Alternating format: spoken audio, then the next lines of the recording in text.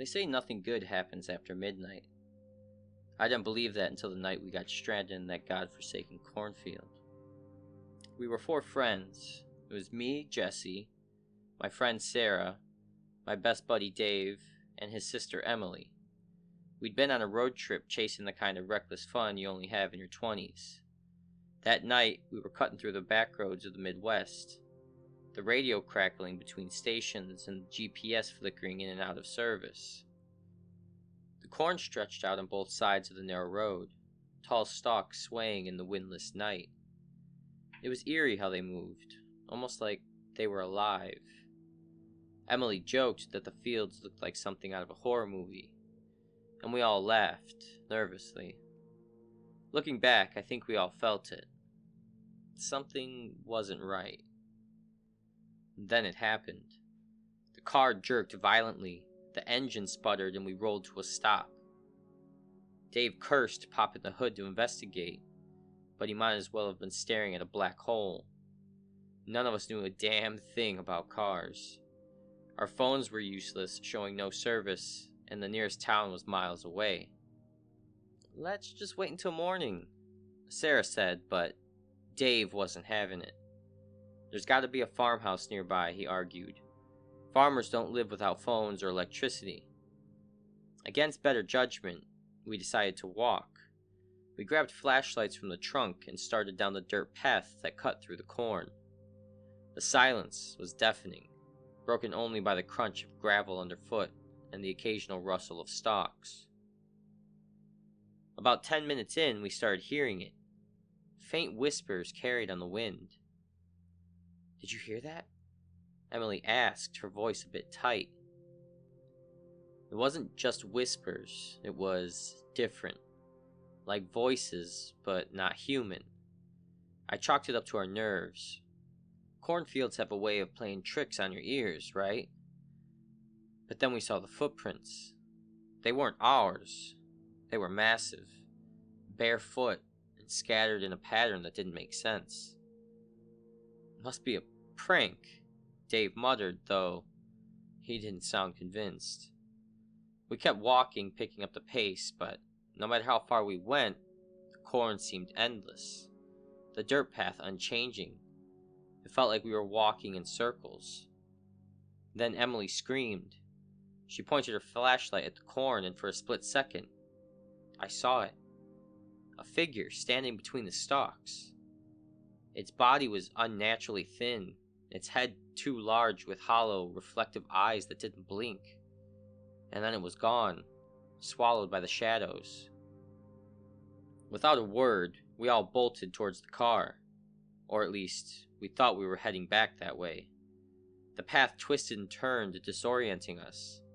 The whispers grew louder and closer. They weren't words, they were guttural, animalistic sounds. And then came the scratching, a dry, rasping sound that seemed to come from everywhere at once. Sarah tripped, her flashlight clattering to the ground. I helped her up, and that's when I saw it again. The figure stepped out onto the path, standing between us and the direction we were running. It was closer now, its body shifting unnaturally, as if it was trying to mimic human movement, but couldn't quite get it right. It opened its mouth, but instead of a scream or a roar, a chorus of whispers spilled out, overlapping and incoherent. My blood turned to ice. Dave, in a burst of adrenaline-fueled stupidity, grabbed a rock and hurled it. It hit the thing square in the chest, but instead of flinching, it melted, like literally melted into the ground, its body dissolving into the dirt like water soaking into a sponge. We didn't wait to see what happened next. We ran, plowing through the corn, no longer caring about the path. The stalks lashed at our faces and arms, but the whispers followed, growing louder, angrier. Then we stumbled into a clearing. At first I thought we were safe, but then we saw them. Scarecrows. Dozens of them, arranged in a perfect circle, their heads tilted toward the sky. Except these weren't scarecrows. Their eyes glinted in the moonlight, and their bodies swayed, not with the wind, but with life. One by one, their heads turned toward us. Nope, nope, nope. Emily screamed and we bolted again, back into the corn. The scarecrows, or whatever they were, didn't chase us. They just watched, their heads twisting to follow our every movement. When we finally broke through the edge of the cornfield, we saw the car. Relief washed over me as I fumbled for the keys in my pocket. The engine roared to life on the first try and we sped off without looking back. But here's the thing. When we hit the main road, we realized something chilling. The car's clock read 3 a.m., but our phones showed the date. It was 3 days later. We made it home, but we didn't talk about that night. Not to each other, not to anyone. Until last week, when I got a letter in the mail. It was a grainy photo of the four of us in the clearing, standing in the middle of those scarecrows. Except in the photo we were smiling, and behind us, standing on the edge of the corn, was the figure. Its hollow eyes stared right at the camera. There was no return address. Just 3 words scrawled on the back. You're not done. You know, they don't tell you about the silence. When I got the job at the county morgue, I thought the hardest part would be getting used to the bodies.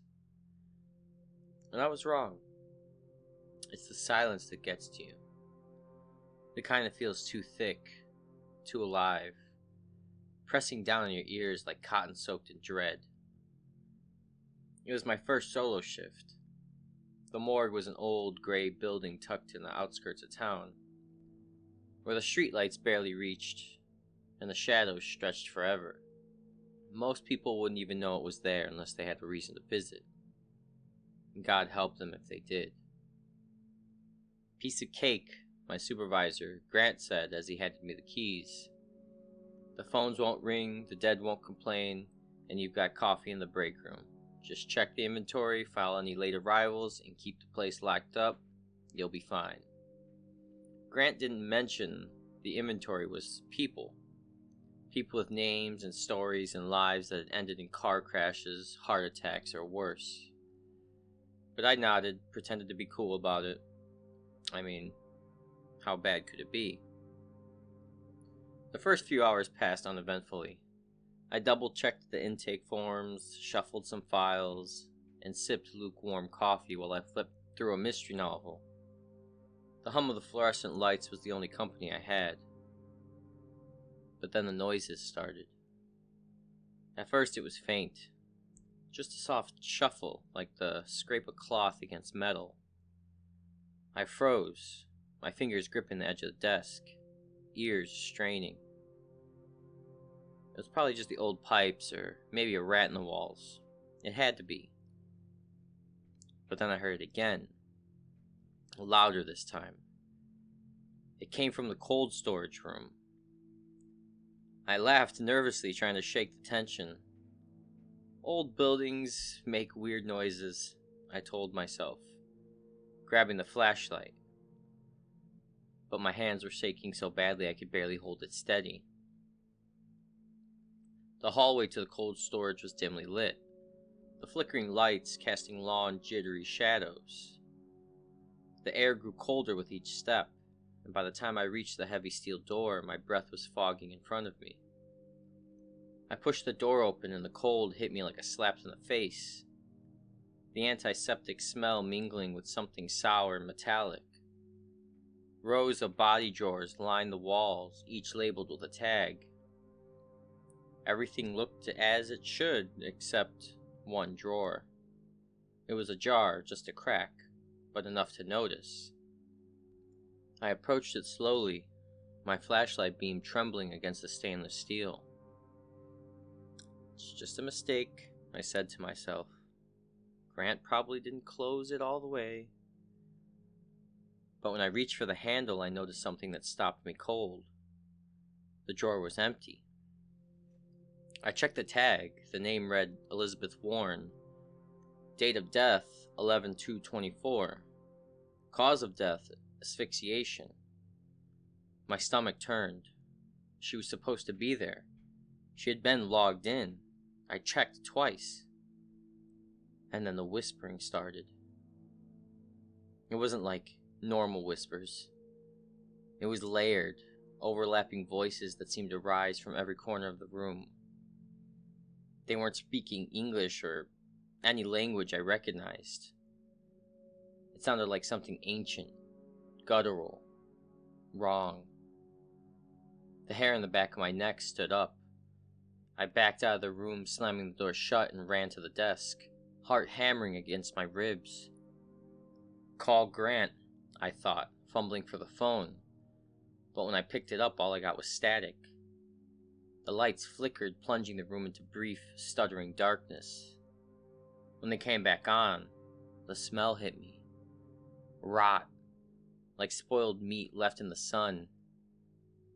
And then I saw her. Elizabeth Warren stood at the edge of the hall.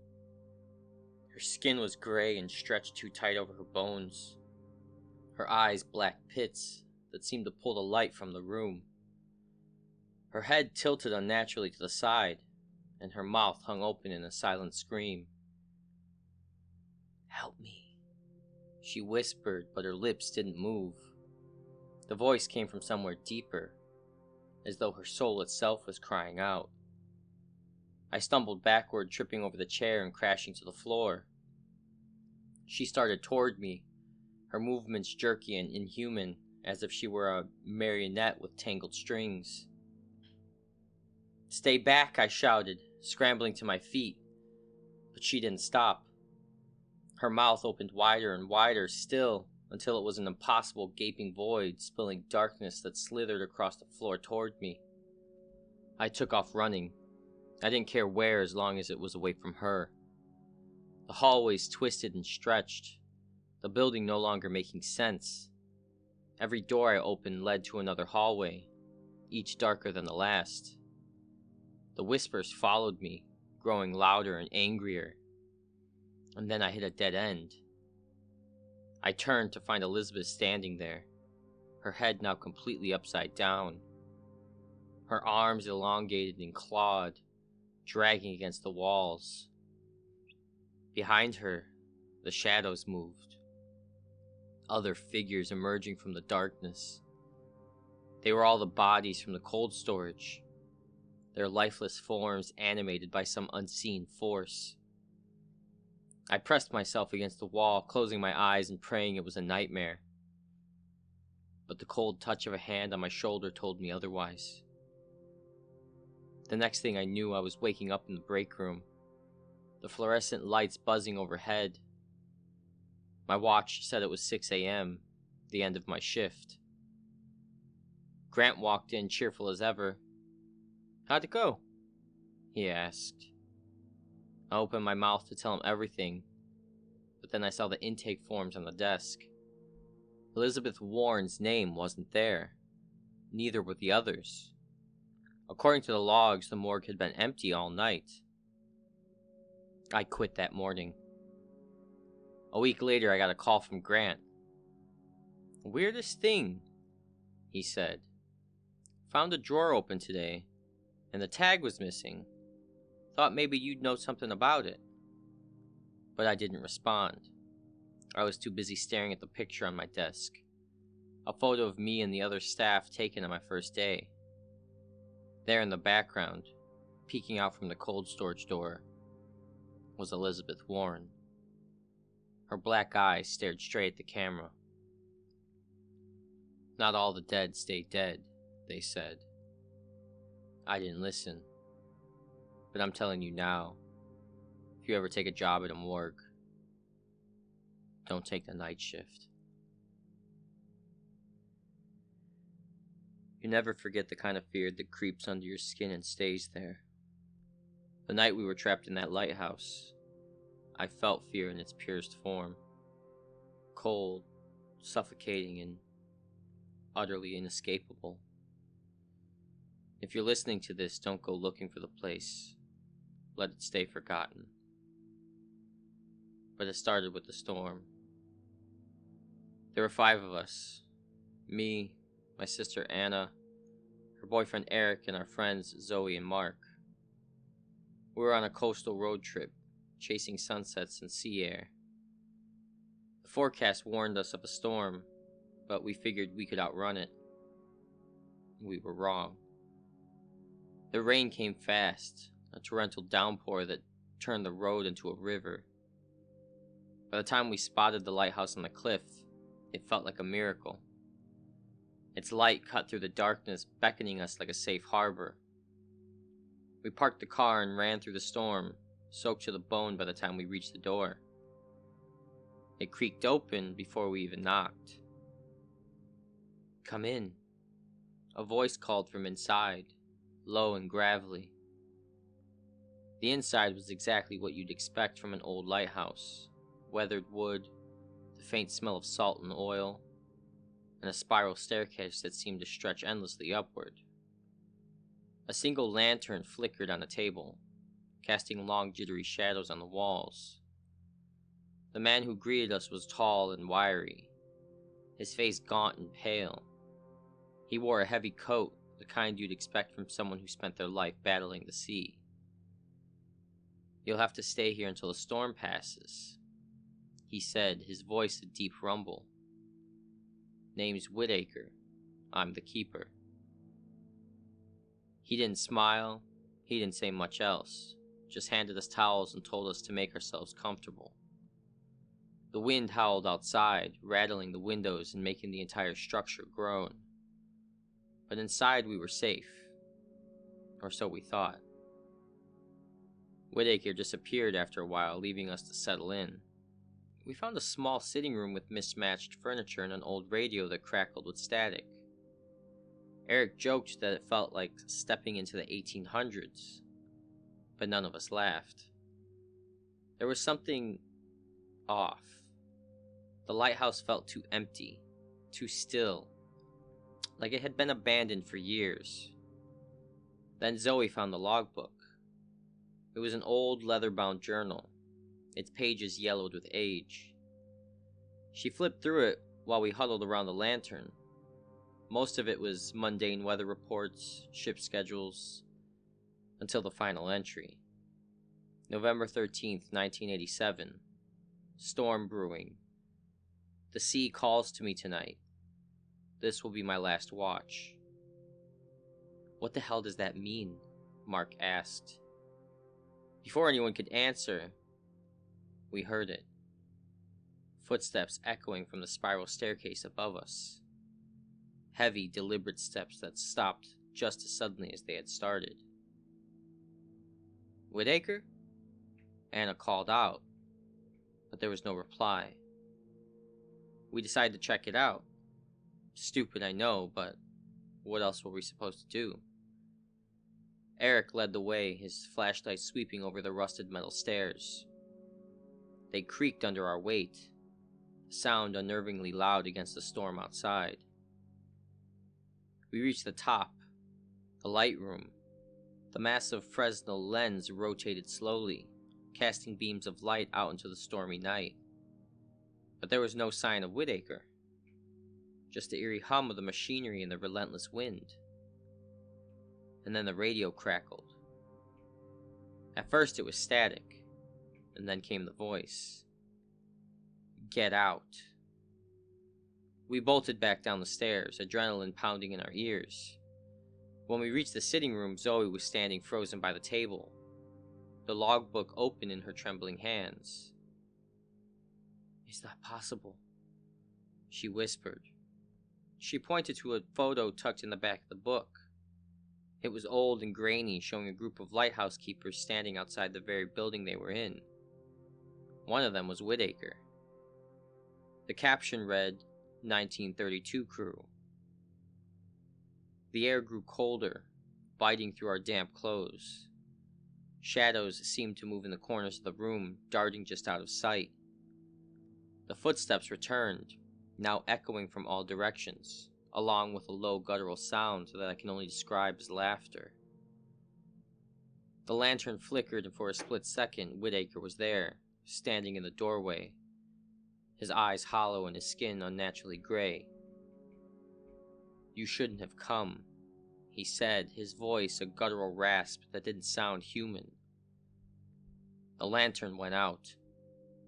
Panic set in. Mark grabbed the lantern, fumbling to relight it while the rest of us pressed ourselves against the walls, trying to make sense of the darkness. The whispers started then, rising and falling like the tide.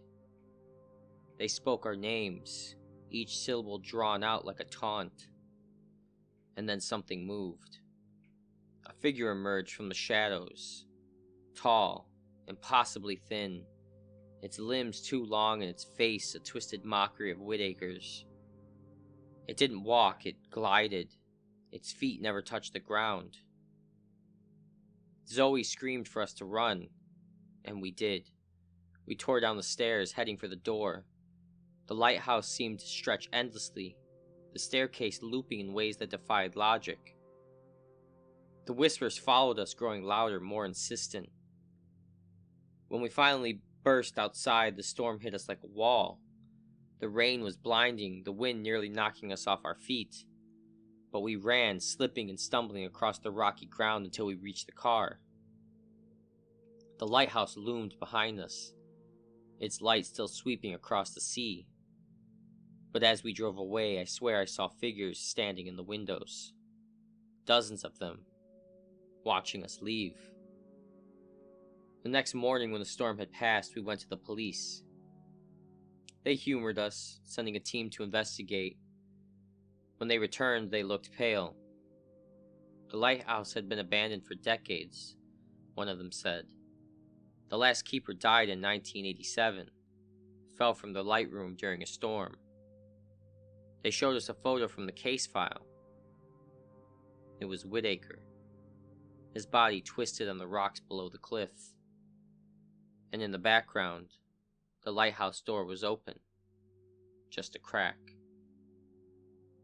"Some places should stay forgotten," Whitaker said. I didn't understand then, but I do now.